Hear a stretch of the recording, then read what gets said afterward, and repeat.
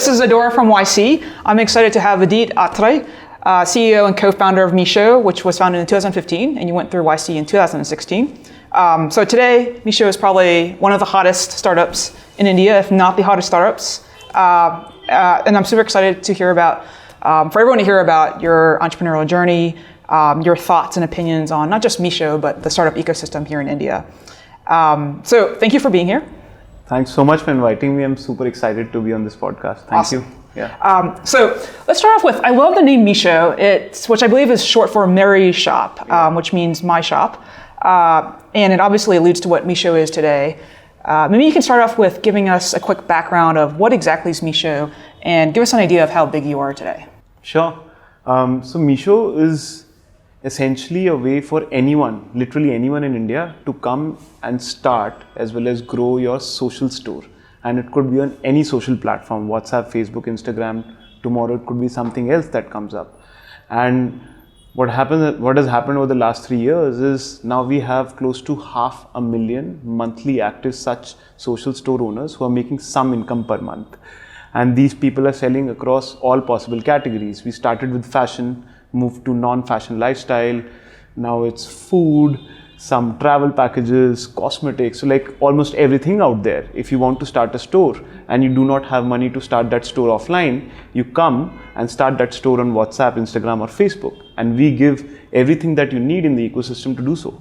So most of those people, before Meesho existed, did they even have a business, or most of them, you have enabled them to even have a business in the first place? Yeah, so I'll just set some context here, right? So it's very, very common in India. Like 90% of total commerce happens in these small mom and pop stores. And for every small shop that you see, there are 99 other people who always wanted to start a store, but just never could get capital. India is not such a rich country. Most people do not have access to capital. So these people who never had the opportunity to start a store came onto our platform and became entrepreneurs for the first time, because we do not need them to invest any money in working capital or setting up an offline shop. You can come here, start your shop on WhatsApp, access anything from our supply marketplace, and only when you get an order, you purchase that from the marketplace. So just taking away those barriers of entry, I would say. So almost everyone who is using our app today has become an entrepreneur because of us. They were not doing this offline, like almost everyone. So when you think about then the end consumer, the people buying the goods from the resellers and the new entrepreneurs, were they buying it from other people like them before, or what do you think about, like why not just, I guess, sell directly to the people themselves? Why not the middleman in the middle, I guess? Yeah, so 90% of total commerce, this is 2019, right? And today also 90% of total commerce happens in these small mom and pop stores. You will see in societies, people will just put a board outside their house and start selling products. And most of these products are long tail, unbranded products where there is no pull of the product. People don't know about it. What value these people add is these unbranded products, through their trust relationships, through this trust selling, they go out and push these products. They highlight what is special about it. And then people start buying. Then people start recognizing this emerging brand, right? So selling unbranded categories through like a mall has never worked out in India. It has always worked through these mom and pop stores. So when these unbranded products have to sell online, if you see like all big destination marketplaces in India today, mostly sell brands across all categories. None of them have figured out how to sell a lot of unbranded products. But now with these guys doing the similar thing, but not offline, but on these social channels, you have started to sell these unbranded products and across all categories. So we're just taking the same value add that these guys were doing offline to the social platform and giving them all the tools that they need in this new digital world. Most of these users, consumers I mean, have been buying the same kind of products from these small shops offline, right? They've not been going to malls, or they've not been going to the Amazon of the world to buy these products. Mm-hmm. Got it. And is there a timing aspect here? Meaning, a lot of startups who grow really, really fast, some of the founders say it's due to luck, but luck is also due to good timing. So what are the macro trends in your favor in India that allows you to grow so fast today? We've been super lucky, right? In many ways, right? So WhatsApp started to become very, very popular about 5 years ago in India. And WhatsApp was generally the first app most people used. So a lot of these people were coming online Then about 2 years ago, Jio happened. Because of Jio, a lot of these people have come online for the first time. Like a record number of people in India, like hundreds of millions of people in India have come online just the last 2-3 years. For those who don't know what Jio is. Yeah, so what Jio is the new telco that has come and has drastically reduced the cost of data in India. So a lot of people in India had phones, but they never accessed data because it was so expensive. But 2 years ago, Reliance launched Jio, and now people can go online for almost no cost, right? And now these people have started to come using Facebook, WhatsApp, Google, now other apps, right? So these people are coming online for the first time. They have been on internet for just a year or so. And because of that, and a lot of these guys in smaller cities, like tier 2, tier 3, or lower parts of the country, these are the people who are coming online because of Jio, and these people were buying mostly unbranded products because their monthly income is generally much lower than metros. They can't afford brands. They tend to buy more and more unbranded products. So us starting this business exactly at the time when Jio was coming big was definitely very lucky, right? UPI has become very big recently, which has taught a lot of people to start transacting online for the first time, which means people are now getting comfortable by buying products. Like about 10 years ago, everyone in India thought that no one could buy fashion online. You want to touch and feel the product, which is not the case anymore because everyone has tried it. People are okay with easy returns and they're buying again and again, with a lot of trust, especially with people you know very well. So a lot of these things have come together for us, and fortunately we started this business at the same time. We started seeing this behavior about 3 years ago, and we just kept building on it. Got it. And a lot of people say in India it's a trust deficit market. Maybe you can explain for the audience who's not from here what that means, and how do you solve that problem in particular? So trust deficit is because of hundreds of reasons, right? So in India, most people do not believe in corporate companies. They don't believe in their own government. They don't believe in the judicial system. Court cases run for hundreds of years. Then they just never close. So most people believe that, hey, only I'm looking out for myself. So who do you believe in? You believe in your community, you believe in your friends, and you believe in someone that everyone believes in, right? So it's very, very difficult for a new merchant to come and build trust with consumers out there. What we end up using is we leverage trust of people in your own community who come and start these social stores and then start selling to people around them, especially in unbranded products where you have no idea what will happen to this product after a month, right? So you buy, for example, some apparel, and after a month, all the color goes away. And I have a lot of these doubts, and this is no brand. I don't know, should I buy this or not? But when you're buying from someone in your community who you know very well, that trust deficit goes away. And this is exactly the reason why unbranded products in the offline world about a decade ago was getting sold through these small offline shops, but still in your community. Right? So retaining that just solves for that problem. India as a country is like that. Cool. And so when you talk about who your average user is in terms of the reseller and entrepreneur, what was their life before and after Meesho, and how do you help them get online, essentially? How do you help them get used to selling goods online? Whereas before, if they were even doing it, it was totally offline and maybe in person. Correct. So our average user, 90% of our users are women. And more than 80% of our users are tier 2 and tier 3 and below cities, right? So most of these are people with low financial incomes. A lot of these are aspirational entrepreneurs, people who want to start a business, but for a very long time. I can tell you anecdotes, right? When we started this business, we spoke to a lot of people who were doing this, without us, which was a big pain, by the way. But when you speak to them, it mattered to them so much. There's this lady who was saying that for the last 20 years, I go to my husband every year and ask him that please give me money so I can start my boutique or I can start my store selling products, but she never got money, right? And when she came onto a platform and we gave her everything that she needed without needing any investment on day one, she was super happy because she could fulfill that dream, that aspiration of starting that store. Right? So this is my typical user. Most of these users are people with low financial incomes in smaller cities who are looking to start a business, who are looking to do something of their own, right? And most of these people, what we have seen over time, and just to give you some sense of our product, most of these people, because they've not done this business before they come onto a platform, we spend a lot in terms of how do we train these guys. So if you come onto our platform on day one, you will see a lot of content telling you what should you do on day one, day two, day three. Even if you don't do well very after that, when we put you in a mentorship program, where we connect you with some like top trainers for a month, and these guys will tell you how do you start a business. So these people have never done it. These are all the entrepreneurs in your system too as well. Yes, these are like our top 5% of the users who want to do this because they get recognition. Yep. So it's like you started your own startup ecosystem within Meesho. That's great. Exactly. So these people are helping each other out. Like I'll give you an example. So we have a Reddit type community in our app, which is called Meesho community. And people come and say, hey, I'm a new user and I'm based out of this place in India and I don't know what to do to get started with this, but I really want to do this. And then you see like hundreds of other users coming forward and telling them what should you do on day one. Like how should you get your first set of 50 customers? How should you curate and bring that value out so people start getting interested? But people start doing this. The community helps each other out. I love the stories in which you've changed. You obviously changed some people's lives. What is the best story for you? Who is the best user in terms of whether they're just doing a lot of, they've increased their income a lot, or you just changed their lives so much?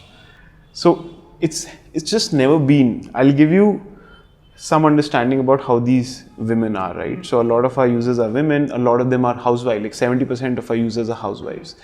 A lot of these women have been looking to start a business not just to make money, right? But to also get some sort of professional identity, right?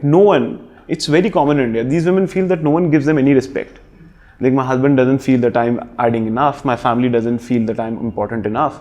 But now, when I am known as a business owner in a community, people start recognizing me. I have a professional identity. I can also go out and say, I run my business. This is what I did last year. So that feeling is very, very important and empowering, right? So our most impactful stories are not just about how much money this person makes. It's a lot about what were they doing before. So we have widows who were not able to sustain like their family, feed their kids, etc. There are women who are like handicapped, right? So these are educated women, but handicapped, so no one ever gave them jobs. So all kinds of stories are there, right? And this is the impact which tells us, hey, people are finding value. In terms of income, like our typical average user makes about $150 to $200 per month as income. My top 5-10% does about $400, $500, right? But I don't think that number matters to us so much. It's about where were you before and how his life has changed. Most of these people are anyways not doing this as the primary income for the family. Most of this is secondary income for the family, which is if it is 15, 20, 30% of your primary income, it's significant. Yeah. Right? It's getting like a raise 1 year earlier for the family. Yeah. Right? But a lot about how you empower me, what identity do you give me, people start giving me more respect is like much, much more important. Got it. That's very inspiring. In terms of what's driven growth so far, obviously there's a timing piece. You're enabling e-commerce. You're enabling entrepreneurs to start their businesses. Is there anything else specific to what you're doing internally to help you drive this growth? So I think we keep solving some very hard problem every 6 months. When we started off, we were just enabling existing guys who were doing this because we saw this behavior. A lot of people in Gujarat and Karnataka were running these WhatsApp stores even before us. Because they had gone out, met suppliers, figured out how to do courier, they figured out how to use tools on WhatsApp, etc. But there were few. So in like 6-7 months, we onboarded a lot of them, and then we did not know what to do. And then we changed our product completely because we had to create users. Like we have to create our resellers. None of them are doing themselves. So we changed that, and suddenly so many people, like every tier 2, tier 3 women out there became our target customer. And then the second thing that we did was and which is still the North Star of the company, how do we grow income per reseller every month, which meant growing number of categories. So we started with only ethnic fashion. Over time, we just now do everything. Now we have even set up a supply chain from China. So you can not just access supply which exists in India, but even cross-border, right? So now you can offer better variety, you can sell even more unique things, so you make more money. Then we said, hey, can we like enable not just housewives, but other people? Then we started going out, we onboarded students, we onboarded retired folks who are trying to make pension. We have a lot of men who are unemployed, who do not have jobs, and they are running these shops to sell these products. So it's now practically everyone. You're basically going to eventually employ all of India. Yeah, we want to. Cool. So as the trap that some startups get into, a lot of startups get into when they grow too fast, is a quality issue. And I heard you say something very interesting, I don't know where, but in another interview, and you said you don't really want to scale customer support because it's unsustainable. So I'm really curious how you balance growth and quality as you continue to grow really fast. Correct. So it's always been a cycle, right? So you grow very fast and then you realize you've carried so much debt around, a lot of ops, a lot of manual things, and then you start focusing on how do you improve quality. And I think we see that cycle almost every 6 months, but both are important, right? So last year was crazy growth for us. Like we started with a number and the number we ended with, most people can't imagine how that has happened. But during that path, if we started optimizing for quality, we would have broken down as a system. And as soon as that year ended, like last 2 months post Diwali is generally a lean season here. We just spent all our time in fixing whatever debt we had carried. So you have to do both, because for example, if you keep scaling customer support, if you need customer support, that means there's something wrong with the product, right? So you have to go back to the drawing board and understand, why are people calling me, right? Right. And then you start optimizing for, hey, my product is broken in these places and I have to solve them out. So not just in terms of cost operations about what overhead you have, but just giving a great experience. You need to solve for these things. And at this stage, we focus on it. We have a dedicated team within the company focusing on this. But in the early stages, we had to compromise. Sometimes we'll just focus on growth, sometimes on just quality. Got it. Yeah, that's great. It's just taking a step back and looking at how there's a certain point, there's a certain bar in which if you dip below it, then you kind of have to pause and then go fix the stuff and then just keep going to the next level. That's great. All right, so you probably get this question a lot, but I'm going to ask it anyway. What if Facebook does this, or what if Amazon? Why wouldn't just Amazon or Flipkart or anyone just win this space? Yeah, about Facebook, I just think this is one of the so many things that are going to happen on Facebook ecosystem, because people are spending so much time there. Is Facebook starts doing everything. Yeah. I'm sure they'll not do what they're doing right now, right? If you look at, for example, China, like Tencent invests in so many use cases that are happening on WeChat because they can't do everything themselves. It's impossible. And it's not in their DNA as well, right? So you build a platform which does something. You do not want to go out and onboard 2 lakh suppliers and make sure their quality is right, but that's not your business. That doesn't seem like in their right? DNA. And you can't do this every day. Like you start a new business because you want to capture all use cases. Like the way to do it is like partnering with us, and we do work with them very closely. Like we share what our users are telling us, what can improve, how can these platforms become better in terms of enabling commerce for these people in smaller cities. We do that. But I don't think it's viable. Even if they start doing, it'll have to stop at some time, because this is one of the few things that are going to happen on WhatsApp. It's not the only thing that's going to happen. In fact, makes their product more sticky. Correct. That people are doing this. And they recognize it. Like we are creating new merchants for them. And these people are going to come back. You're making them bigger, stickier, yes. Cool. So I want to take a step back and go all the way back to your college years, in which I'm guessing you were starting to think about, I want to do startup. So you and your co-founder met in college, you were classmates. Yes. Tell me a little bit about, when do you guys know you wanted to start a startup together, and what were your initial ideas? Yeah, so in college, practically, we did not think about doing a startup. Okay. Right? And in college, we were said, okay, hey, we're going to go out, get a job somewhere, chill out, like have fun, whatever, right? But we used to work on a lot of projects together. I still remember we worked on our college project that we do in the last year. We worked on certain things that we went out for competition. We worked together, so we knew each other very well. But that time, we were not thinking about doing startups. And it's not just us, right? This is 2008 to 2012. Starting startups was not a cool thing to do. That started after Flipkart became bigger, about 2014, 15. And after that, IIT is like, hey, everyone wants to do a startup. So it's pre-cool phase. But what happened back in 2015, like 3 years out of college, I was working with InMobi here. Sanjeev was working with Sony in Japan. And randomly he was in Japan. Okay. Yeah. So he was working there, and one day he randomly calls me and saying, hey, I'm looking to join a company in Bombay because I want to come back to India. And can you ref check that company for me? And I said, why do you want to work with them? It was a startup. Like if you want to work in a startup, let's do something ourselves first. If it doesn't work, then you go there. Right? And just on that call, with no idea, nothing in mind, we agreed that, hey, we will do a startup. And from next day, we started focusing on, okay, what problems can we focus on? We created a Google spreadsheet listing all the ideas we had, talking to people around us. But that's how it was. It's all unpredictable, uncertain, no plan around it. At that time, I was planning to do an MBA. Like everything changed, right? So yes. That MBA is no longer needed. You got your MBA. Yeah, it's because I just felt like a very good friend of mine. I know I can work with Sanjeev for 100 years of my life, right? And when he's saying that he wants to work in a startup, like there was no better opportunity for me. Yeah. In some sense, the best teams they knew they wanted to work together, regardless of the idea, and then they just came up with the idea along the way. Correct. Yeah. All right, so you guys decided to start working together. I think the first idea you had was Fashioneer, or is that true? Yeah. The first one you actually started working on. So tell me a little bit about that. How do you come up with the idea? How did you figure out like it didn't work, and then the pivot into what is, I guess, the first version of Meesho that is today? Sure. So back in 2015, like doing O2O or hyperlocal was very popular in India. Like everyone thought that, hey, almost everything will be sold on demand, hyperlocally. And we thought, okay, everyone is working on problems, but no one is looking at fashion. So we said, let's build hyperlocal for fashion, and we built Fashioneer. Think of it very similar to what Swiggy is for food, but just for fashion. We did that for 4-5 months. We learned a hard lesson. It doesn't work because in fashion, fulfillment is like the third thing that is most important. The first thing is selection, which you can never have around you.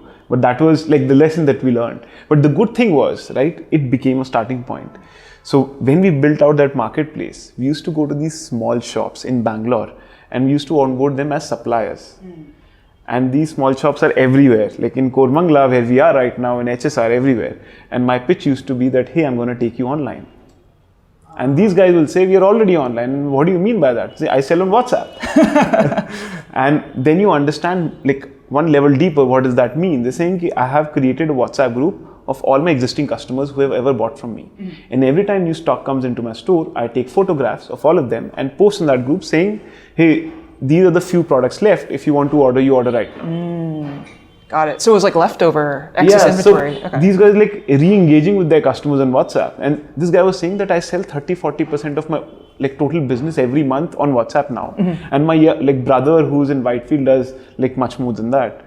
We thought that was super exciting. And then we met a lot of other small shops and we saw the same behavior.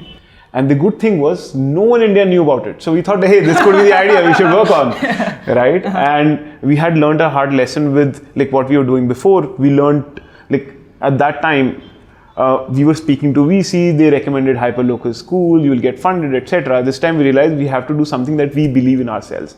And when we had spoken to these 50, 100 such suppliers offline, we were very confident that, hey, this is going to be the next big market. A lot of these SMEs are going to use WhatsApp. So we just built a tool. Think of it as a mobile only, India localized version of Shopify, tailor-made for doing commerce on WhatsApp, Facebook. Right? And we built it out and we started going to all these small shops and saying, I know you sell on WhatsApp, use this tool. And I know you sell on WhatsApp, we used to go to exhibition, etc. And that product started to grow very well, right? And with the same product, we went to IC, we raised some round, angel round. But 6 months, 9 months down the line, like everything changed. It was a tool which was free, so you're not making any money, right? It was growing. Retention used to be lower than what we expected. And when we used to speak to our users, we realized that about more than half of our total users were not the same segment that we intended this product to be for. It was not that offline shop. A lot of them were housewives who were running their boutiques on WhatsApp. So everyone's saying, I run my boutique on WhatsApp. It's called XYZ Boutique, like Vidit's boutique, like Adora's boutique. And they will create a logo and they're selling there. And then we understood what they were doing. Like most of these women were based out of Gujarat, which is like the big manufacturing sector in India. So it's easy to access supply in that state. So most of them were women based out of Gujarat who were going out, getting phone numbers of these suppliers, adding them on WhatsApp, getting products from them, curating and selling it to their customers. And when they get order, they will collect money, give to their supplier, who will directly ship it to their customer. And they're running boutiques on WhatsApp. And we were so inspired when we met these women. If everyone in India could start a shop like this, it will be very powerful. So in some ways, it's cool that you thought people were going to use it in one way, but actually there are another set of customers that are using it in another way, and that's what actually started growing. And it happened by itself, like I don't know, by luck, by chance, but people just came and they started using that tool to do something they never expected. What was the point in which you thought, this is it? Like, was there like a certain metric you were tracking that was just growing really fast, or there's a story where you're like, oh man, this is going to be huge? So right after we discovered this, because our existing product was also working, so we created 2 teams within the company. So Meesho was what we were doing earlier, and we created another product called Meesho Supply. And I separated a team internally. So there's to be one room for Meesho and one room for Meesho Supply. And these guys were building out the tool so that everyone could do what these women were doing. That was Meesho Supply. And we did this on WhatsApp. So we did not build an app this time. Like Sanjeev wouldn't have let me start another website. He had already built 2 different apps and they were not going to be a big business anyway. So we started doing this on WhatsApp. We used to connect with these women, send them products based on whatever data we have. We created a supply marketplace on the backside, had an office in Gujarat, same chicken and egg problem. I don't know what all we did at that point in time, figuring out how do we get some supply to sell. But just on WhatsApp with no app, no website, in 6 months, we were doubling every month. Every month. And this was still going at the same pace. Retention was lower than what we expected. We thought that I could not do 2 businesses. I have to choose between them. And I can see this business is exploding on WhatsApp. Yep. If I build out an app, what will happen? So we just shut it down. And we renamed Meesho Supply to Meesho. And that became the only focus we will work on. How hard was that? Because most people have a really hard time trying to let go of this one thing that's actually not doing bad, it's actually doing fine. So it was very, very hard, but it was not as hard because I had Sanjeev, right?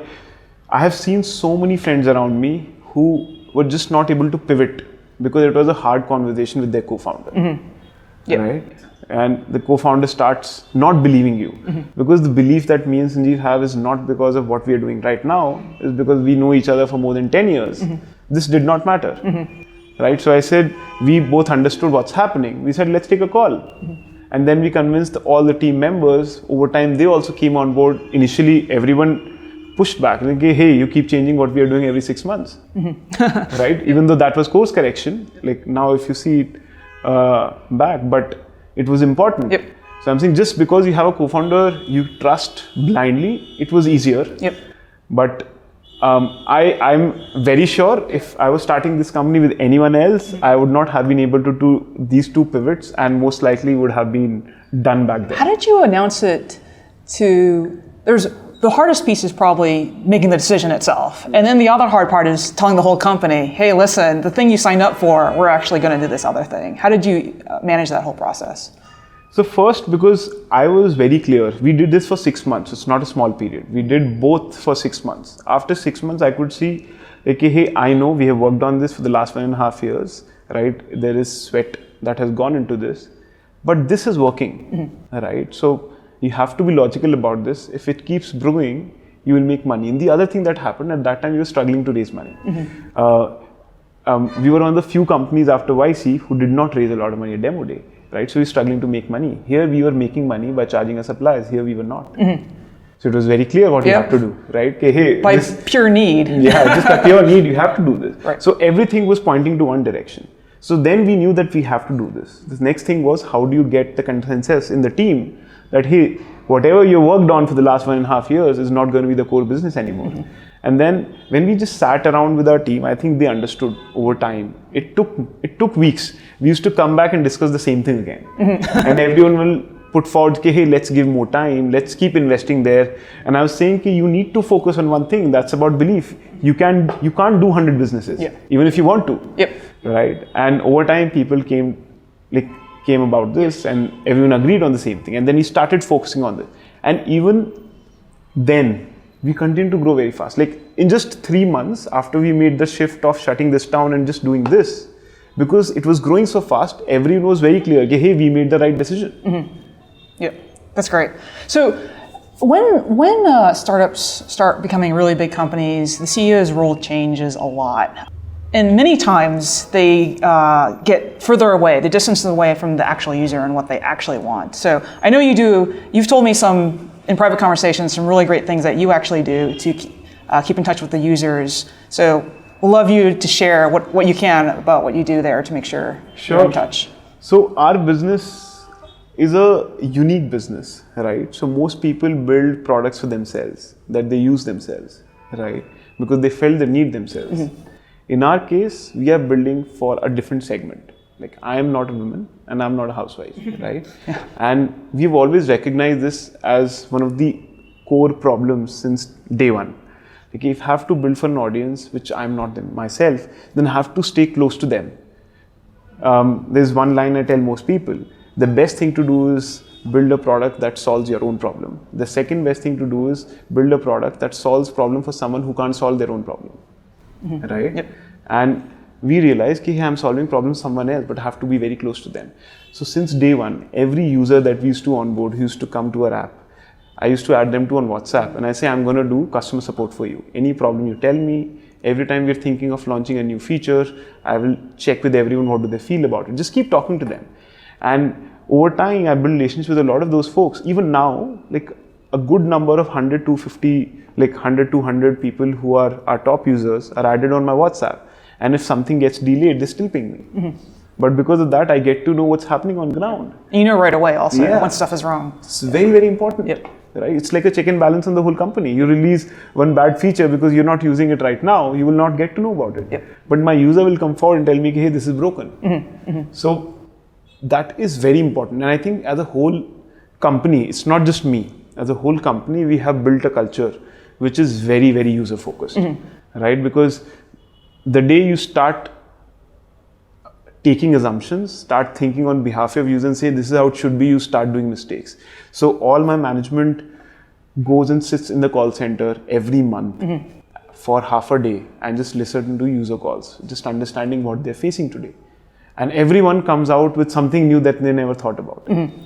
We do something, and I think one of the very few companies out there, as we do town halls for our existing employees in the company, we go out and tell them what's working well, what's not working well, what numbers did we achieve, what are we planning to do going forward, what new things we launched, right? We realized that our users, who are these like store owners on these social platforms, are also the same part of the company as our employees. So then I started doing what we call as We Hear You every month, where I create a video and I talk about what kind of things we did last month, what kind of things we are planning to do, and what are the things that are not working well, and we'll work on them. It's like a town hall for our users. And it has got amazing response. Like every user comes back and responds there. And with like very big answers, what needs to change, what is not changing. Most people love it. Most people look forward to it because it's like I get to know from the company, okay, hey, what's happening? Everyone, like most of our users feel part of the company. We also do like few other things. Like one of them is most of the celebration that happens in our office, we generally call most of our users in Bangalore to come and participate with us. So we are having a party after maybe a funding round. We call our users who also like have fun with us. So we get to talk to them, do like whatever they want to. That's great. So I'm saying just staying with them. All of this is just to stay close to them. Because if you're close to them, they'll keep telling you what are they feeling about, and then you will not make those mistakes that most people end up doing. That's the first thing you talk about, staying in touch with your first 100 or so users. I actually tell a lot of founders, that's what Vidit did, because that will keep you in the loop at all times. And we hear you. We hear you. Sorry. In hindsight, that is genius, and everyone should do that. That is, if I ever start a startup, I'm going to be stealing that one. I'm sure. I think it's like one of the best things we have done like in the last 1 year. And it just works amazingly well. We get to know so much feedback every month. Every person in the company knows what our users feeling. It's just amazing. And I think everyone should do it. So in terms of your role, tell me a little bit how it has evolved over time. Obviously, when you had no users, you were like on the ground being super scrappy and just like building stuff and talking to users yourself. How has that evolved over time to what you are today, which is a company of hundreds and hundreds of them? How many employees do you have? Now we have 700. 700 employees. So what is the difference now? So I would say until we got to product market fit, right? My whole job was just to figure out what the business model will be in the long term. So I was doing everything on the demand side. Like I got my co-founder and another very like a good friend and early member of the team who was looking at a lot on the supply side. But I was like, I have to figure out what the business model will be. And doing these pivots, talking to users, just keep talking to them what's working, what's not working. I did everything on the growth side, on the product side. We hired our first product manager after we did our Series A. And we hired our second product manager after we did our Series B. So I was just doing all of that work because I knew it's my responsibility to figure this out. And after we had very clear signs that, hey, this is scalable. We have reached product market fit. My job changed suddenly. I have to get the team so that we can manage this growth.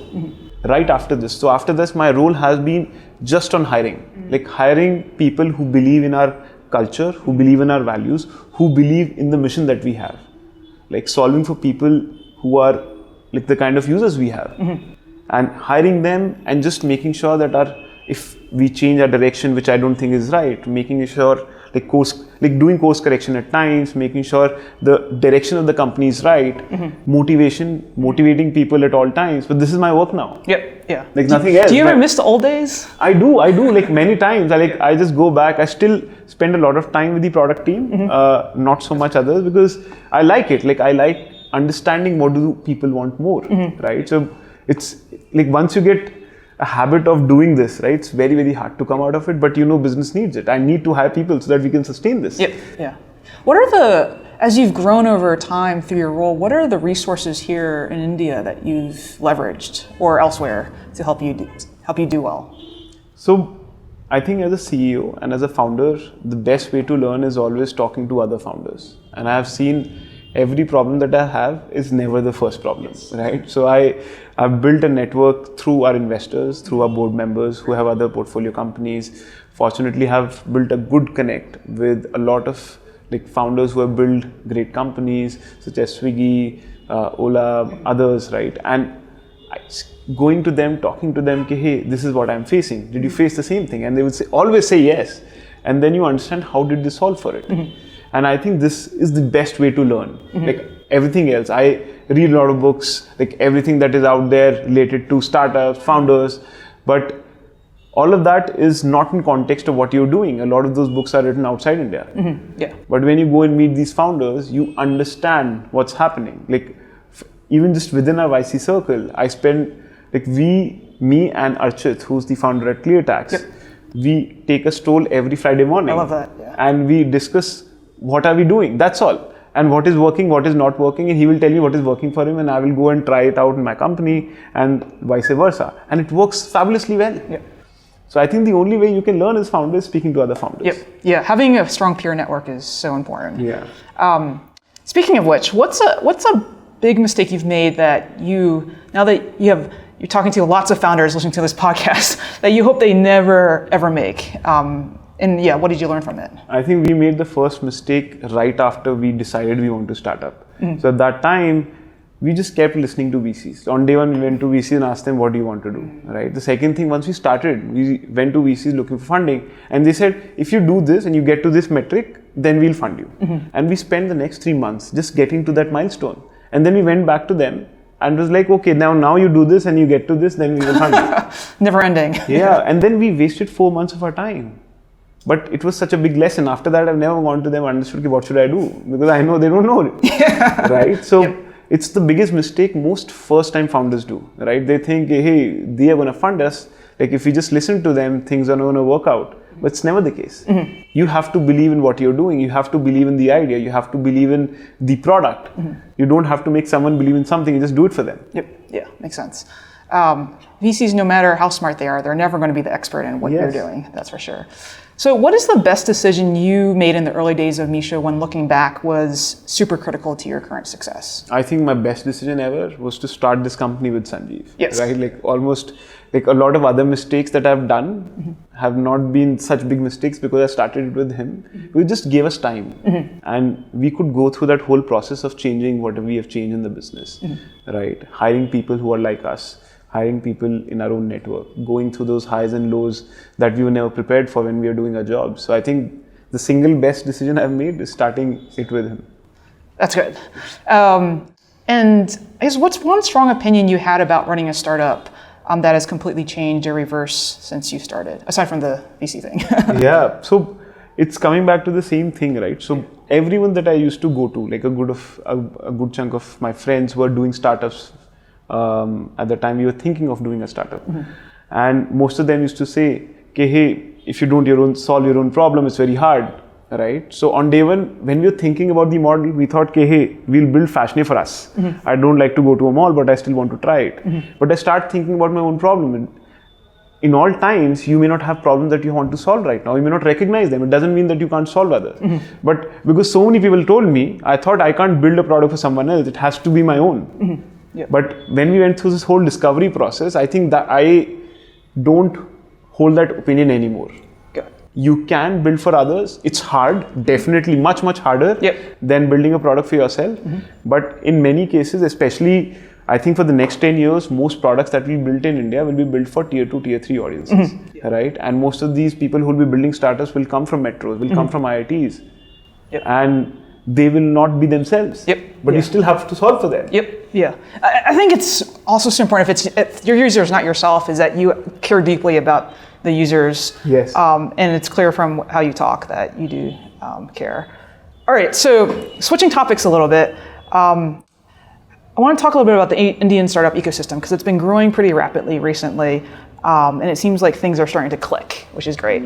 So maybe first question about that is how has the ecosystem evolved since you've started? Like what have you seen and what works and what doesn't? I think one very positive thing has happened in the ecosystem is when we started, everyone was like, tell me what are you a copy of, either in US or in China, right? And because of that, we struggled a lot in our early days because we could not figure out a parallel for this in either or US or China. And people say, okay, hey, all big Indian businesses so far in tech have been a copy of one of the other. You can localize it, but they are still inspired by something. But what has happened, right, over the last 3 years, and a lot of that has changed because, again, of Reliance Jio and with UPI, which is the new payment system in India, people are able to transact online and people are online. So now you are building products for like the tier 2, tier 3, tier 4. They don't behave in the same way as Western users do. So you can't get the same Western inspired product into India and make it work for them. Right? So now a lot of new companies are coming up who are taking a very new approach. Like first time building out for these users, understanding bottom up what their problems are. Not thinking top down, this is how it should be because this exists in US. Yeah, makes sense. Right? So I think this is a very big positive development for India. Aside from what you're working on, are there other big problems in India that you think founders could focus on or should focus on? And most of this would be for the same audience, right? So all of these users, tier 2, tier 3, tier 4 users have come online in the last 3 years. And we have started to solve commerce for them, which is obviously the most basic need. But then people will start focusing on, okay, hey, can we solve housing for them, education for them, healthcare for them? I think the journey just started. Over the next 10 years, people will figure out everything for these guys. Because these people right now use only WhatsApp, Facebook, maybe a couple more apps, maybe Meesho, and that's all. Right? So how do you solve for where do they spend more time? How can you build entertainment for them? Everything else. So I'm sure there are hundreds of possible ideas that will come but it will come from the same audience. And people who are close to them will be able to figure out the right answers. Makes sense. Do you think it's possible? It's great that people in India are building stuff for themselves now. Makes total sense. Do you think it's possible for foreigners to come into India and start a startup here? Would you suggest it at all? I think it's definitely possible, but it's difficult. And now especially for sure. Like 10 years ago, you could have just done this, like got Uber here or maybe something else here and that would have worked. But now if you have to go and understand nuances of someone that you don't culturally relate to, it's harder. Right? So I'm sure people can do it. And the great thing is, especially for Western audience, unlike China, people mostly build product in English, right? And since people speak English outside, they can come and build for the same audience. But understanding how do people use it, a lot of that has to be learnt out. So someone who can do it maybe can build it out. So it's harder, but not impossible. Cool. What is your best piece of advice for aspiring Indian founders? My best piece of advice for aspiring Indian founders will be just go out and stay very close to users. The only thing that has worked for us, and I think will work for a lot of people when they build out for this audience, is being super user focused. Do not listen to anyone except what your user says. Stay close to them always. Do not assume things for them. Challenge everything that exists as a default right now, as what status quo is. Is the UX the same? Do you build it out in English, or do you build it out in vernacular languages? Or you maybe the user journey will be very different. Maybe you have to let go of saying, hey, I will not have a call center. Maybe these guys need to speak to someone to get their problem solved. Like, you have to challenge all notions that are good and bad out there, because a lot of these users think in very different ways. We have seen, if you speak to a user on phone, suddenly the trust level goes up. Because they think they're speaking to a person, not a company. And they trust a person more than a company. So I'm saying you will have to challenge a lot of ways of how startups are built, of how products are built. But if you stay very close to users, if you're super user focused, people will figure out answers. And there need to be a lot of problem solved for these audiences. Yeah, that makes a lot of sense. All right, so want to finish off with a lightning round, which is like five quick questions. So one, after Meesho, what is the most exciting startup in India? It's hard. I would say ShareChat, right? And ShareChat, because they're one of the few other companies who have built a product for India, right? Building out for the tier 2, tier 3. Like, a lot of people are coming and spending all their time on ShareChat. Yeah. So for the audience, what is ShareChat? So ShareChat is a vernacular social network in India built for smaller towns and cities. And it's where people come and go through content in their own language, written by people around them. So there's so many languages in India. Do you know how many? Yeah, there are a lot. Too many. Yeah. So it is said that like a dialect at least changes every 2 kilometers in India, right? Yeah. So it's insane. Yep, cool. So you went to IIT Delhi. So one, why is Delhi the best IIT? I think being in the capital always helps. And if you see, most of unicorn founders in India are from IIT Delhi. You look at Flipkart, Zomato, and a lot more, right? So it's always been, and I'm proud of it. If you ask me, why did I start this company? I was super inspired by what Flipkart founders did, right? And I said, if they can do it, we can do it as well. And that's what inspires, and a lot of IIT Delhi founders go out and start companies. So I'm sure like people took risks because people were close to capital. That is definitely there. Sort of becoming like a Stanford equivalent in Silicon Valley. Yeah, for sure. What's the best IIT after Delhi? I don't think there's any other best IIT after Delhi. But if I have to pick a name, because a lot of my friends, very close friends, come from IIT Kharagpur, I would say IIT Kharagpur. Okay, fair. What's a must-read book everyone should read, and why? There's a book that I read every year. Okay. And again. It's The Hard Thing About Hard Things, right? Because I just feel for a founder. By Ben Horowitz. Yeah. Because you go back and a lot of situations you face is just written in that book. And it's not saying, hey, this is good and this is bad, but it's a very neutral perspective. This happens. And sometimes you have to take calls, right? So a lot of things I've done, enabling me to take the right decisions.